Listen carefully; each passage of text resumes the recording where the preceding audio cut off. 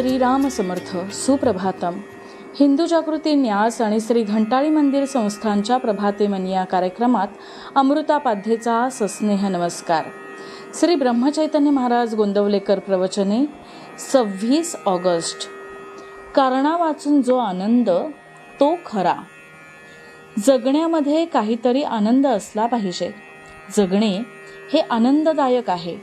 मग आपल्याला दुःख का होते? म्हणजे मनुष्य आनंदासाठी जगतो आणि दुःख करतो. याचे कारण असे की आपण कशाकरता काय करतो हेच विसरतो. मनुष्य आनंदासाठी न जगता वस्तूसाठी जगतो. वस्तू ही सत्य नसल्यामुळे तिचे रूप अशाश्वत असते. अर्थात तिच्यापासून मिळणारा आनंद हा देखील अशाश्वत असतो. मी आनंदात राहावे असे प्रत्येकाला वाटते. म्हणजेच भगवंताकडे जावे असे वाटते. कारण भगवंत आनंद स्वरूप आहे. आपल्याला अशी एक सवय लागली आहे की काहीतरी कारण असल्याशिवाय आपण आनंद भोगूच शकत नाही.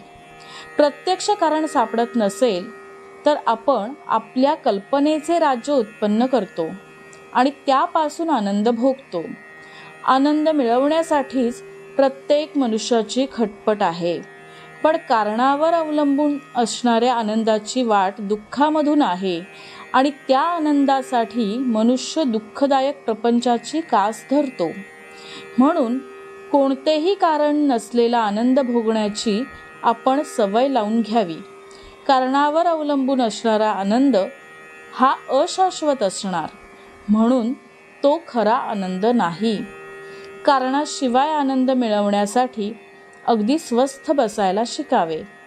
हे काहीही न करणे ही फारच उच्च अवस्था आहे. काहीतरी करण्यापेक्षा ती फारच कठीण आहे. भगवंताशी अगदी अनन्य होणे, आपले कर्तेपण पूर्ण मारणे ही ती अवस्था आहे. आनंद पाहिजे असेल तर तुम्ही आनंदातच राहा. कशाही परिस्थितीत आनंदी राहावे. आपल्या मनासारखी गोष्ट घडून आली तर समाधान वाटावे. कुणीही मनुष्य स्वतःसाठीच सर्व करतो. समजा आपल्याला त्रास देणारा कुणी आहे. आपल्याला त्रास दिला तर त्याला बरे वाटते. म्हणजे आपल्याला दुःख दिले तर त्याला आनंद होतो. म्हणून तो नुसता स्वतःसाठीच माझ्याशी तसा वागतो. हे जर खरे, तसेच त्याने दिलेला त्रास मी का घ्यावा? त्याने काहीही केले तरी आपला आनंद का बिघडू द्यावा? असे आपण वागावे. काल जे झाले त्याबद्दल दुःख करू नये. उद्या काय होणार याची काळजी करू नये. आज मात्र आनंदात आपले कर्तव्य करावे आणि भगवंताच्या अनुसंधानात राहावे. यातच सर्व आले. बोधवचन. भगवंताची प्राप्ती व्हावी असे वाटणे हे जन्माचे सार्थक आहे. आजचा हिंदू कर्तव्य दिनविशेष कृष्ण जयंती. आज आवर्जून कृष्ण जयंतीचा उपवास करावा. घंटाळी मंदिरामध्ये रात्री 10 वाजता कृष्ण जन्म सोहळा आणि कीर्तन आयोजित करण्यात येणार आहे. यामध्ये आपण नक्की सहभागी व्हावे. मंडळी, रामरायाचे आणि श्री घंटाळी देवीचे शुभाशीर्वाद तुमच्या सर्व कुटुंबावर अक्षुण्य राहोत ही प्रार्थना.